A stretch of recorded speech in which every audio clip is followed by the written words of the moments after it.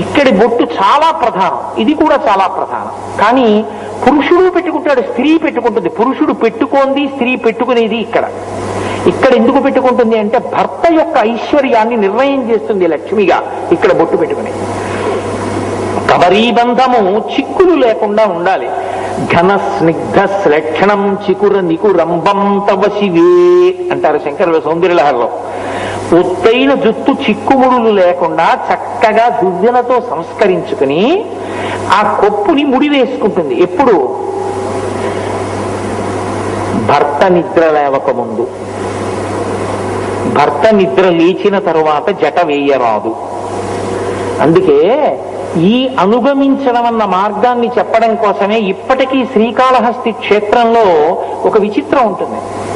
శ్రీకాళహస్తిలో మొట్టమొదటి అభిషేకం వాయులింగానికి చెయ్యరు.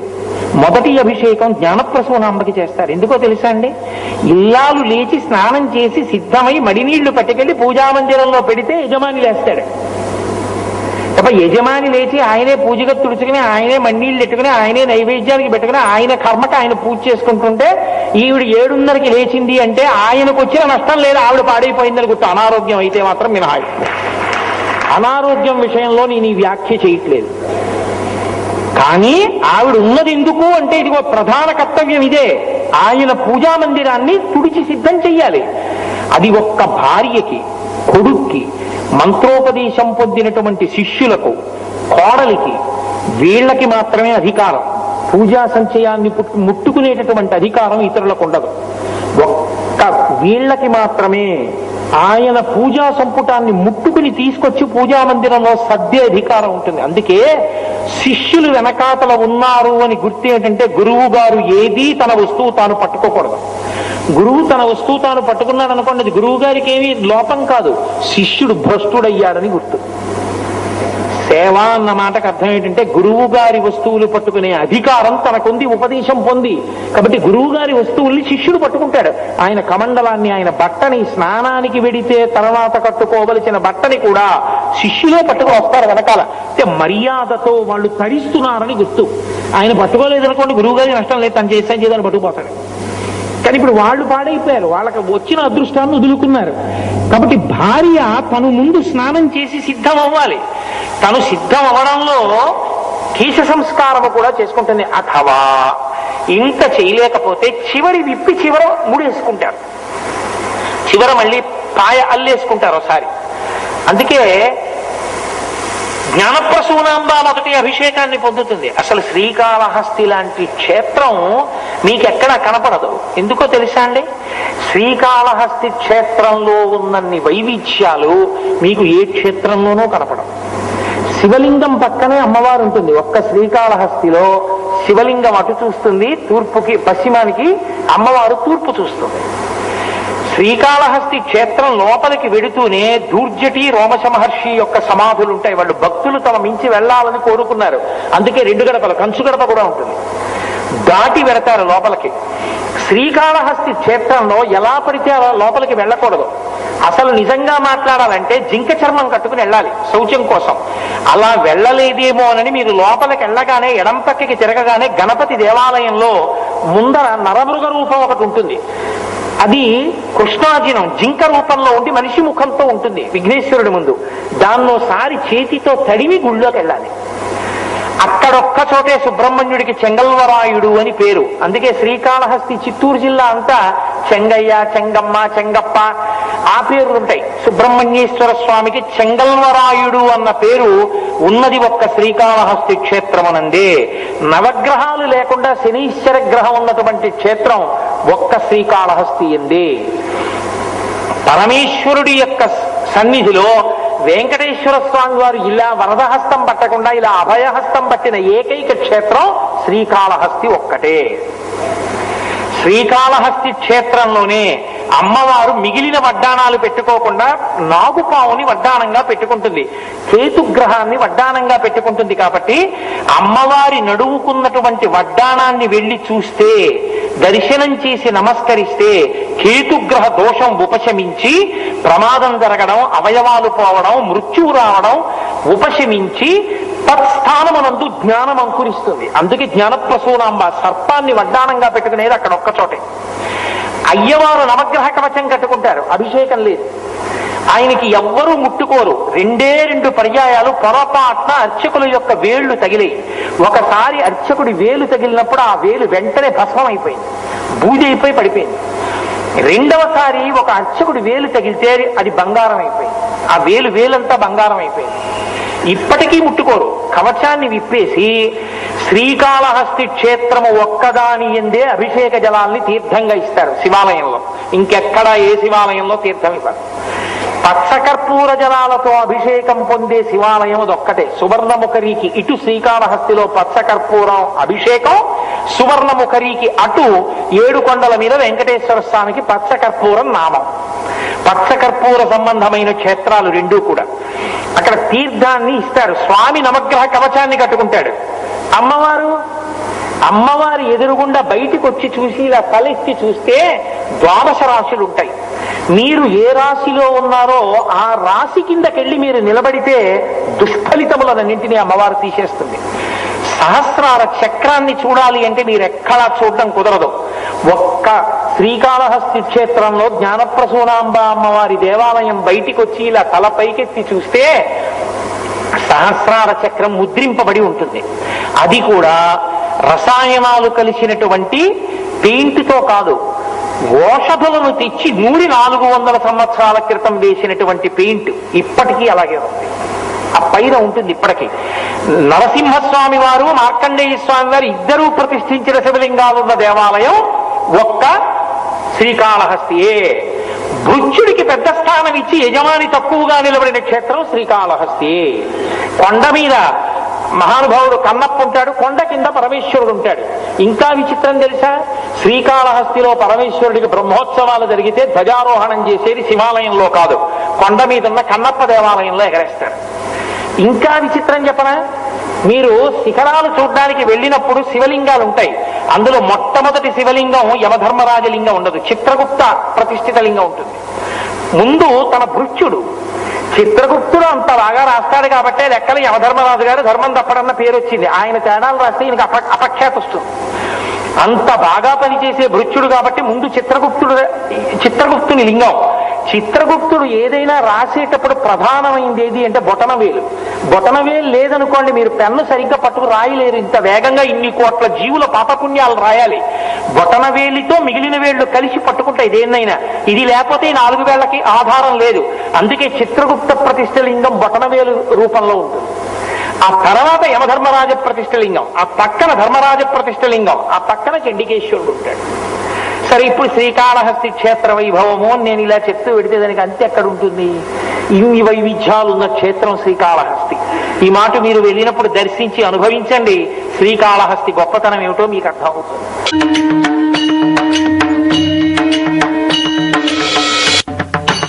చిత్రగుప్తుడు ఏదైనా రాసేటప్పుడు ప్రధానమైంది ఏది అంటే బొటనవేలు. బొటనవేలు లేదనుకోండి, మీరు పెన్ను సరిగ్గా పట్టుకు రాయలేరు. ఇంత వేగంగా ఇన్ని కోట్ల జీవుల పాపపుణ్యాలు రాయాలి. బొటనవేలితో మిగిలిన వేళ్లు కలిసి పట్టుకుంటాయి దేన్నైనా. ఇది లేకపోతే 4 వేళ్లకి ఆధారం లేదు. అందుకే చిత్రగుప్త ప్రతిష్టలింగం బొటనవేలు రూపంలో ఉంటుంది. ఆ తర్వాత యమధర్మరాజ ప్రతిష్టలింగం, ఆ పక్కన ధర్మరాజ ప్రతిష్టలింగం, ఆ పక్కన చండికేశ్వరుడు ఉంటాడు. సరే, ఇప్పుడు శ్రీకాళహస్తి క్షేత్ర వైభవము నేను ఇలా చెప్తూ పెడితే దానికి అంతే ఎక్కడ ఉంటుంది? ఇన్ని వైవిధ్యాలున్న క్షేత్రం శ్రీకాళహస్తి. ఈ మాట మీరు వెళ్ళినప్పుడు దర్శించి అనుభవించండి. శ్రీకాళహస్తి గొప్పతనం ఏమిటో మీకు అర్థమవుతుంది. కాబట్టి జ్ఞానప్రసూనాంబ అమ్మవారు మొదటి అభిషేకం ఆవిడికి అక్కడ. అంటే ఇంటి ఇల్లాలు ఎలా ప్రవర్తించాలన్నది చూపిస్తుంది అక్కడ. ఎందుచేత ఆవిడ ధమ్మిల్లకాయైచ జటని కొప్పుగా వేసుకుంటుంది. జటని కొప్పుగా వేసుకుంటుంది అన్న మాటకు అర్థం ఏమిటో తెలుసా అండి? కొప్పు వేసుకోవడానికి తగినంత పెద్ద కేశపాశం ఉండాలిగా. అంత పెద్ద కేశపాశాన్ని చుట్టి వేస్తే కదూ పెద్ద కబరీబంధం. అంత పెద్ద ముడుంటే కదూ సంపంగి పూల దండలు, అశోక పుష్పముల దండలు వంటి వాటిని తురిమినప్పుడు మొయ్యగలిగినటువంటి శక్తి కబరీబంధానికి ఉంటుంది. ఏదో ఇంత చిన్న ముడి అనుకోండి, అందులో అంతంత పువ్వులు ఏం పెడతారు మీరు? అందులో అంతంత పువ్వులు పెట్టడానికి ఏం ఉండదు. ఎవరైనా పట్టుకొచ్చి చామంతి పూల దండ ఇచ్చి కొప్పులో పెట్టుకోండి అంటే, అయ్యో నాకు అంత పెద్ద కొప్పు లేదమ్మా, ఏదైనా చిన్న పువ్వులు ఇవ్వండి అని జాజి పూల దండలో చిన్న మొక్క పెట్టుకోవాలి, అంతే కదా. కాబట్టి ఆవిడనంత పెద్ద కబరీబంధము. ఏమండి మీరు ఎందుకంత వర్ణిస్తున్నారా కబరీబంధాన్ని అని మీరు నన్ను అడగచ్చు. సాధారణంగా లోకంలో నియమం ఏమిటంటే ఏ స్త్రీ యొక్క కేశపాశాన్ని పురుషుడు తదేక దృష్టితో చూడకూడదు. ఒక్క తన భార్య కేశపాశం వంక తప్ప అన్య స్త్రీల యొక్క కేశపాశం వంక పురుషుడు చూడకూడదు. ఎందుకంటే కేశము మోహకారకము, ప్రత్యేకించి స్త్రీల యొక్క మోహకారకము. నేను పరమ పవిత్రంగా మాట్లాడుతున్నాను, మీ ఎందు కామాక్షిని చూసి మాట్లాడుతున్నాను, నేను శాస్త్రం మాట్లాడుతున్నాను తప్ప ఇంకేం కాదు. కాబట్టి స్త్రీ కేశపాశముల వంక తదేక దృష్టితో చూడవద్దు అని పురుషుడికి నిషేధం. అమ్మవారి కేశపాశం వంక ప్రయత్నపూర్వకంగా చూడాలి ఛానల్లో. ఎందుకో తెలుసా? అలా చూస్తే అజ్ఞానం పోతుంది. ధులోతుధ్వాంతం అంటారు శంకరాచార్యుల వారు. ఆ కేశపాశానికి ఆ లక్షణం ఉంది. అయితే అమ్మవారి కేశపాశానికి ఉన్న గొప్పతనం ఏమిటంటే అది చాలా నల్లగా ఉంటుంది. చాలా నల్లగా ఉంది అంటే అర్థం ఏమిటంటే ఆవిడ నిత్య యవ్వన, ఆవిడ ఎప్పుడూ యవ్వనంలో ఉంటుంది. ఏమండి నిత్య యవ్వన అంటే ఆవిడ ఎలా ఉంటుంది? మరి పూర్వజ, అందరికన్నా ముందు పుట్టిందిగా. అందరికన్నా ముందు పుట్టిన అమ్మ అమ్మలగన్నయమ్మ ముగురమ్మల మూలపుటమ్మ చాలా పెద్దమ్మ సురారులమ్మ కడుపారడి బుచ్చినయమ్మ తన్ను లోలమ్మిన వెలుపుటమ్మల మనమ్మన ఉండేడి అమ్మ దుర్గమాయమ్మ అయితే ఆవిడ జుట్టు తెలిపైపోతూ నమ్మితి నామనంబున సనాతనులైన ఉమామహేశులన్నని కదా పోతన గారు. సనాతనులైన ఉమామహేశులన్ అంటే మరి ఆవిడ జుట్టు తెల్లబడద్దు, పడదు. ఎందుకు తెలిపెక్కదు అంటే ఆమె కేశపాశము నల్లగా ఉంటుంది అంటే కాలమునకు మనందరం వశులమైపోతాం కాబట్టి జుట్టు తెల్లబడిపోతుంది. జుట్టుని పరమేశ్వరుడు ఎందుకు తెల్లబరుస్తాడో తెలుసా? ఓ కారణం ఉంది, మీతో చెప్పాను కదా. తెలుపు శాశ్వతము. ఎందులోంచి ఇది వచ్చిందో అందులోకి వెళ్ళిపోయే రోజులు దగ్గరకు వచ్చేస్తున్నాయి. పెరిగే రోజులు వెళ్ళిపోయాయి. శరీరము పెరిగేది, బలాన్ని పొందే రోజుల్ని శరీరం అంటారు. ఇంకా దహింపబడడానికి సిద్ధమైపోతుంటే దేహము అంటారు. ఒరే ఎన్నాళ్ళు ఉన్నావో అంతకాలం ఇంకుండవు. కాబట్టి సమయాన్ని సద్వినియోగం చేసేసుకో. మళ్ళీ ఇందులోకి రాగలవో రాలేవో తెలియదు, ఎందులోకి వెళ్ళిపోతావో.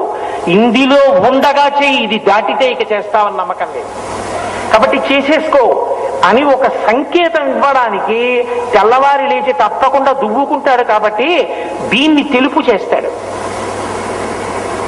ఇంకొక మాట నేను ఎందుకు అనాలి? నేను అనను, మీకు అర్థమైపోయింది. మనమే రంగేసేస్తే ఇంకా వాడిని ఉద్ధరించగలిగిన వాడు లేడు. కాబట్టి ఆయన తెలుపు చేయడం వెనక ఉండే లక్షణం అందుకుంటుంది. అందుకే మిగిలినవి వివర్ణము కావు, కేశములు మాత్రం రంగు మారిపోతాయి. కాబట్టి అమ్మవారి జుట్టు తెలిపెక్కలేదు అంటే కాలమునందు ఆమె వశపడదు. కాలమునకు మనం వశపడిపోతాం కాబట్టి కాలంలో పడిపోతాం. జనన తేదీ ఒకటి ఉంది అంటే మరణ తేదీ ఉంటుంది. నీకు తెలియకపోవచ్చు కానీ ఉంటుంది. నువ్వు మీ తాతగారి ఫోటో ఇంట్లో పెట్టుకున్నావు, మీ నాన్నగారి ఫోటో ఇంట్లో పెట్టుకున్నావు, మీ అబ్బాయి కూడా నీ ఫోటో పెట్టుకుంటాడు. అది సత్యం. అది కాదు అంటే పోయేది కాదు. కాబట్టి వెళ్ళిపోతుంది కాలంలో, అన్నీ పడిపోతాయి. జనన తేదీ ఉన్నవన్నీ మరణ తేదీని పొందుతాయి. అందుకే దీనికి జగత్ అని పేరు సంస్కృతంలో. జగత్ అంటే జాయతే గచ్చతే, వచ్చి వెళ్ళిపోతుంది, అలా ఉండిపోదు. అలా వచ్చి వెళ్ళిపోయేవన్నీ జగత్. జగదీశ్వరుడు పరమశివుడు. ఎందుకని ఆయన అలా వచ్చి వెళ్ళిపోయేవాడు కాదు, ఆయన శాశ్వతుడు. సినిమా తెర శాశ్వతం, వేసి వచ్చి వెళ్ళిపోయే బొమ్మలు అశాశ్వతం. ఇవాళ ఓ సినిమా, రేపు ఇంకో సినిమా. తెర మాత్రం అలాగే ఉంటుంది. తెర శివుడు, బొమ్మలు మనం. కాబట్టి శరీరములు వచ్చి వెళ్ళిపోతాయి కాబట్టి మనం కాలమునకు వశపడిపోతాం. 6 వికారములు పొందేస్తుంది శరీరం. పుట్టినది, ఉన్నది, పెరిగినది, తరిగినది, మార్పు చెందినది, నశించిపోయినది. కానీ అమ్మవారు అలా కాలమునకు లొంగిపోయేది కాదు. కాబట్టి ఆవిడ నిత్య యవ్వన. అందుకని జుట్టు నల్లగా ఉంటుంది. అందుకని ఆవిడ ధమ్మిల్లకాయైచ, ఆవిడ జుట్టు ముడి వేసుకుని ఉన్నది. జుట్టు ముడి వేసుకుని ఎందుకు ఉండాలి అంటే శాస్త్రమునందు ఒక మాట ఉంది. జుట్టు విరబోసుకుని ఇంట్లో ఇల్లాలు ఉన్న జుట్టు విరబోసుకుని స్త్రీ రాజవీధి యందు నడిచి వెళ్ళినా ఆ దేశమునకు అరిష్టము, ఆ ఇంటికి అరిష్టము అని గుర్తు. ఆ ఇంట అమంగళము తొందరగా వస్తుంది, శుభము దూరంగా పోతుంది అని. సంప్రదాయం సంప్రదాయమే, అది మంగళ సూచన. అందుకే స్త్రీ జుట్టుని జల్లుకుని ఉండకూడదు. అందుకే వివాహకాండలో ఒక మంత్రం చెప్తారు. భర్త భార్య మెడలో తాళి కట్టాక చెప్తాడు, నేను ఎప్పుడూ నిన్ను చూడకూడదని అనుకుంటున్నది ఎలాగో తెలుసా, నీ జుట్టు విరబోసుకుని నువ్వు ఉండి నీ గుండెలు బాదుకుంటూ నా కంట కనపడకుండెదవుగాక. జుట్టు చల్లుకుంటే ఏమవుతుందంటే స్త్రీకి ఖచ్చితంగా అశౌచం కలుగుతుంది. అశౌచం కలిగినటువంటి ఉత్తర క్షణంలో ఆమె పూజార్హతని కోల్పోతుంది. ఆమె పూజ చెయ్యడానికి అర్హతని కోల్పోతే ఏమవుతుందంటే పురుషుడు చేసిన కార్యం మంగళప్రదంగా పూర్తి కాకుండా శుభప్రదమైన ఫలితాన్ని ఇవ్వకుండా పోతుంది. కారణం ఏమంటే, నాకు ఇది ఎలా మీకు స్పష్టంగా అర్థమయ్యేటట్టు చెప్పాలి అన్న విషయంలో నేను కొంచెం తడబాటు పొందుతున్నాను. ఉండకూడని రీతిలో ఉంటే శౌచము లేదు అంటారు. శౌచము లేకపోతే పూజ చేయడానికి అర్హత ఉండదు. శౌచం ఎప్పుడు పోతుంది అంటే జుట్టు కానీ విరమోసుకుని ఉన్నారనుకోండి పోతుంది. అందుకే ఇప్పటికీ మీరు సంప్రదాయం తెలుసున్న ఇళ్లలో చూడండి, గబగబా తల ఏదో బాలసారి చేస్తుంటారు. బారసాల కాదు, బాలసారే. బాలసారే అంటే బాలునకు ఇస్తున్న సారే, కానుక. దాన్ని బారసాల, బారసాల, భారసాల, ఎంత భారమైనా ఎక్కించారు. అసలు దాని ఉచ్చారణ బాలసారే. బాలసారయందు ఆ ప్రసవమైనటువంటి తల్లి ఏదో తల స్నానం చేసి వచ్చింది అనుకోండి, కానీ ఆమె తడి జుట్టుతో ఎక్కువసేపు ఉండకూడదు. కాబట్టి ఆమెకి కబరీ బంధం వేయకూడదు, జటాబంధనం వేయకూడదు. కొంచెం జుట్టు విడివిడి ఉంటే ఆరిపోతుంది తొందరగా. ఇప్పుడు ఆమె పూజకి తొందరగా కూర్చోవలసి వస్తే ఏం చేస్తారంటే చిట్ట చివర ముడి వేస్తారు. చిట్ట చివర ముడి వేసి పూజకు కూర్చోమంటారు. ఎందుకని అంటే జుట్టు జల్లుకుని ఉందనుకోండి అశౌచం వచ్చేస్తుంది వెంటనే. శ్రీరామాయణంలో బాలకాండలో ఒక ఆఖ్యానం ఉంది. అందులో దితి కశ్యప ప్రజాపతిని అడిగింది ఒకప్పుడు, నాకు ఇంద్రుణ్ణి చంపేటటువంటి కొడుకు కావాలి, ఏం చేయమంటావని అడిగింది. ఆయన అన్నాడు, ఒక పని చెయ్యి, 1000 సంవత్సరముల పాటు తపస్సు చెయ్యి. తపస్సు చేస్తే నీవు ఇంద్రుణ్ణి చంపగలిగిన కొడుకుని కంటావు. ఆవిడ తపస్సు మొదలెట్టింది. చిత్రం ఏమిటంటే దితి అదితి కశ్యప ప్రజాపతి భార్యలు. అదితి కొడుకు ఇంద్రుడు, కాబట్టి దితికి కూడా కొడుకు వరసే అవుతాడు. ఈయన ఆవిడికి సపర్యలు చేస్తున్నాడు. ఆవిడ సపర్యలు చేయించుకుంటూ ఆయన్ని చంపే కొడుకు కోసమే తపస్సు చేస్తోంది. 990 సంవత్సరాలు అయిపోయి ఒక రోజు ఆవిడ ఇంద్రుణ్ణి పిలిచండి, గర్భం కూడా పెరుగుతోంది లోపల, మరి కొడుకు పుట్టాలిగా. 1000 సంవత్సరముల గర్భం అది. బయట తపస్సు, లోపల బిడ్డ పెరుగుతున్నారు. 10 ఏళ్లే మిగిలిందయా ఇంద్ర, తొందరలో తమ్ముణ్ణి చూడబోతున్నావు, నీకు జయమగుగాక అంతే అని ఆవిడ మధ్యాహ్నం వేళ పాపం 990 సంవత్సరముల గర్భాన్ని ధరించింది. తపస్సు చేత క్లేశాన్ని పొందింది. ఆవిడ చేసిన పొరపాటు ఏమిటంటే జుట్టుని ముడివేయడం వదిలిపెట్టేసింది. వదిలిపెట్టడంలో ఏమైందంటే ఆవిడకి కునుకొచ్చి ఇలా ముందుకి వాలింది. కునుకుపాటుతో ఇలా వంగింది. ఆ జుట్టు వెనక ఉన్నది చల్లుకుని ముందుకొచ్చి కాళ్ళకి తగిలింది. మారుదో మారుదస్యేతి గర్భం శక్రోప్యభాషత. అయ్యో మమ్మల్ని చంపేకు చంపేకు అని ఏడిచింది లోపల ఉన్న పిండం. ఆయన అంత ఏడుస్తున్నా ఊరుకోకుండా తన వజ్రాయుధాన్ని పెట్టి ముక్కలు కింద నరికేశాడు. పిండాన్ని నరికి పైకొచ్చేశాడు. అప్పుడు దితండి, నిజమే నాది తప్పు, కేశపాశాన్ని కింద ముడివేయకుండా తూలేను, జుట్టు చల్లుకుంది కాళ్ళ మీదకి, అశౌచం వచ్చింది. నా భర్త నన్ను ముందే హెచ్చరించాడు, నువ్వు చాలా జాగ్రత్తగా ఉండాలి సుమా తపస్సు చేసేటప్పుడు. అన్నిటికన్నా ప్రధానమైనదేదో తెలుసా, ఒక ఇల్లాలిగా నువ్వు తపస్సు చేసేటప్పుడు శుచిరి యది భవిష్యసి, జుట్టు చల్లుకుని ఉండకుండా చూసుకో, శౌచము పోకుండా చూడన్నాడు. జుట్టు ముడి వదిలేను, చల్లుకుంది, కింద విచ్చుకుంది. ఆ కారణంగా అశౌచము కలిగి నా కుమారుడు లోపల ముక్కలైపోయాడు. అంటే ఇంద్రుడు అన్నాడు, బెంగ పెట్టుకోకమ్మా, లోపల నన్ను చూసి మారుదహ మారుదహ మమ్మల్ని చంపవద్దు చంపవద్దు అని ఏడిచారు కనుక వాళ్ళని మరుత్తులు అని పేరు పెట్టి నేను వాళ్ళని దేవతాగణంలోకి తీసుకుంటానని మరుద్గణములన్న పేరుతో వాళ్ళకి అధికారం ఇచ్చాడు. అంటే సంప్రదాయమునందు ఒక్కొక్క దానికి ఒక్కొక్క విలువ ఉంటుంది. అంత విలువ ఉంటుందా అండి అని మీరు ఆశ్చర్యపోవక్కర్లేదు. ఆయన ఎంఎస్ సర్జన్, ఆయన గుండె కోసేసి ఆపరేషన్ చేసేయగలడు. ఓ గోరు చుట్టూ ఆపరేషన్ చేయడానికి వచ్చాడు. అయినా ఆయన వేసుకున్నటువంటి బట్టలు తీసి అక్కడ పెట్టేసి, పర్స్ తీసేసి అక్కడ పెట్టేసి, ఒక టోపీ ఒకటి ఆకుపచ్చని పెట్టుకుని, తన చేతులు శుభ్రంగా కడుక్కుని గ్లోవ్స్ వేసుకుని అప్పుడు చుట్టూ కోస్తున్నాడు. అలవోకగా గోరు చుట్టూ కొయ్యగలిగిన డాక్టరు ఎందుకన్ని జాగ్రత్తలు తీసుకుని కోస్తున్నాడు అంటే, ఒక పని చేసే ముందు ఒకలా ఉంటే తప్పది సిద్ధించదు, లేకపోతే దోషం వస్తుంది ఖచ్చితంగా. ఎట్నుంచో బ్యాక్టీరియా ప్రవేశిస్తుంది. ఒక పుండు కోసే డాక్టర్ సరిగా ఉండకపోతేనే బ్యాక్టీరియా ప్రవేశిస్తే, ఈశ్వర శాసనాన్ని అతిక్రమిస్తే అశౌచం వస్తుందని మీరు ఎందుకు నమ్మలేరు. కాబట్టి భర్త యొక్క మంగళత్వమునకు గుర్తేది అంటే భార్య వేసుకున్న కబరీ బంధమే.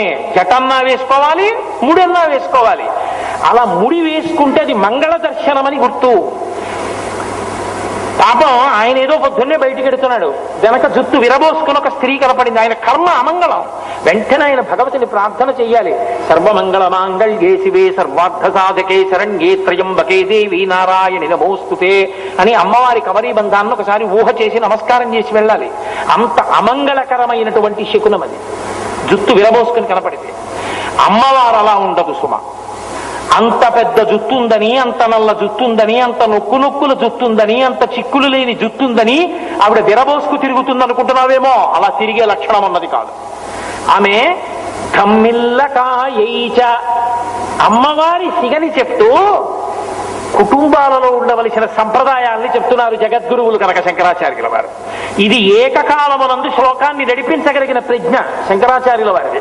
కాబట్టి ధమ్మిల్లకాయైచ, అంత నల్లగా ఉంటుంది ఆవిడ జుత్తు. నిత్య యవ్వన, కాలాతీతురాలు అయినా సరే సంప్రదాయం విషయం వచ్చేటప్పటికి ఆవిడ అలా ఉంటుంది. శంకరులు సౌందర్యలహరిలో అంటారు, పరమశివుడు సభలోకి విజయం చేస్తున్నాడు అని చెప్పగానే ఆవిడ గబగబా వెళ్లి మోకాళ్ల మీద ఒంగుని పరమశివుడి పాదములకు తన బొట్టు తగిలేటట్టుగా నమస్కారం చేస్తుంది. అన్ని మాటలు నమస్కరిస్తుంది కాబట్టే ప్రతిరోజు ఆవిడ మోకాళ్ళు మాత్రం గరుగ్గా ఉన్నాయన్నారు శంకరాచార్యుల వారు. అంటే ఒక పతివ్రత లక్షణం అంత గొప్పగా ఉంది. భర్తకి నమస్కరించడం, పరమేశ్వరుడికి నమస్కరించడం. భర్త నమస్కరించాలంటే ధ్యానమునందు జాగ్రత్తగా నమస్కారం చెయ్యాలి. అది భార్యకి ఉన్న గొప్ప అదృష్టం. భర్తకి నమస్కరిస్తే పరమేశ్వరుడికి నమస్కరించినట్టే. సాక్షాత్తు పరదైవమే భర్త రూపంలో ఉన్నాడు అని చెప్తోంది శాస్త్రం. కాబట్టి అమ్మవారు అటువంటి ధమ్మిల్లమును కలిగి ఉన్నది, జుత్తు ముడి వేసుకుని ఉన్నది. అమ్మవారి జుత్తు ముడి వేసుకుని ఉంటుంది అన్న మాటని గొప్ప గొప్ప కవులు అంటే నా ఉద్దేశం రాత్రి వేళ కాఫీ ఫ్లాస్క్ లో పోసుకుని యతి ప్రాస చూసి రచనలు చేసిన కవులని నా ఉద్దేశ్యం కాదు. భగవద్ దర్శనము చేయగలిగినంత అనుష్ఠాన బలమున్నవారు, తపోనిష్టా గరిష్ఠులు, పరదేవతానుగ్రహ సంపన్నులు, వారు ఎప్పుడు కవిత్వం చేసినా అమ్మవారి కబరీ బంధాన్ని అలాగే చెప్పారు. ఎంత గొప్పగా మాట్లాడారంటే నిజంగానూ మూకశంకరులని మహానుభావులు.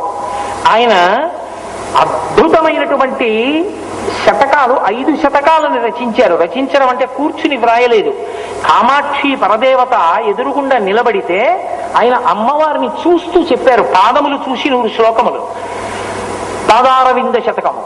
అమ్మవారి యొక్క కటాక్షము, ఇలా క్రీగంటి చూపు చూసి 100 శ్లోకములు కటాక్ష శతకము. చిరునవ్వు మీద 100 శ్లోకములు మందస్మిత శతకము. అలాగే ఆయన అమ్మవారి యొక్క స్తోత్రం వైభవాన్ని చెప్పారు, స్తుతి శతకం. ఆవిడ యొక్క గొప్పతనాన్ని చెప్పారు, ఆర్యాశతకము. ఈ 5 శతకములు కలిపి మూక పంచశతి అయ్యాయి. ఆయన జన్మతః నోరు లేనివారు, కానీ కామాక్షి అనుగ్రహంతో చెప్పారు 500 శ్లోకాలు. 500 శ్లోకాలు చెప్పినటువంటి మూకశంకరులు అమ్మవారి కొప్పు వంక చూశారు. అది జుట్టు చల్లుకుని చిమ్ముకుని లేదు, కొప్పు వేయబడి ఉంటే దాని మీద ఆయన చేసిన శ్లోకాలు అనితర సాధ్యం, అమృత భాండములు, అటువంటి శ్లోకములు చేశారు ఆయన.